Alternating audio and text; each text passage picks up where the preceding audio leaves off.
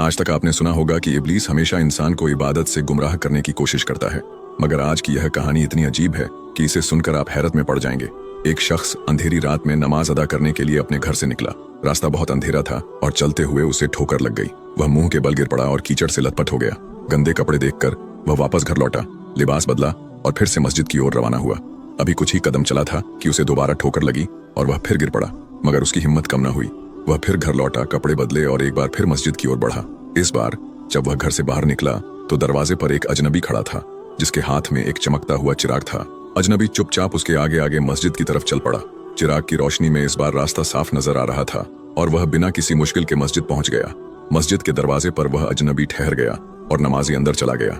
नमाज अदा करने के बाद जब वह बाहर निकला तो देखा कि वह अजनबी अभी भी खड़ा था, मानो उसे घर छोड़ने आया हो। नमाजी को अजनबी पर शक हुआ और उसने उससे पूछा, आप कौन हैं?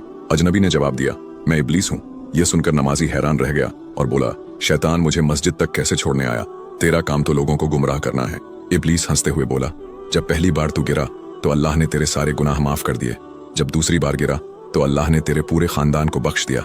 मुझे डर था कि अगर तू तीसरी बार गिरा तो अल्लाह पूरे गांव को बख्श देगा, इसलिए मैं चिराग लेकर आया ताकि तू बिना गिरे मस्जिद पहुंच जाए। यह सुनकर नमाजी की आंखों में आंसू आ गए। उसने सजदे में गिरकर अल्लाह का शुक्र अदा किया कि उसकी मेहनत और नियत को अल्लाह ने कबूल कर लिया।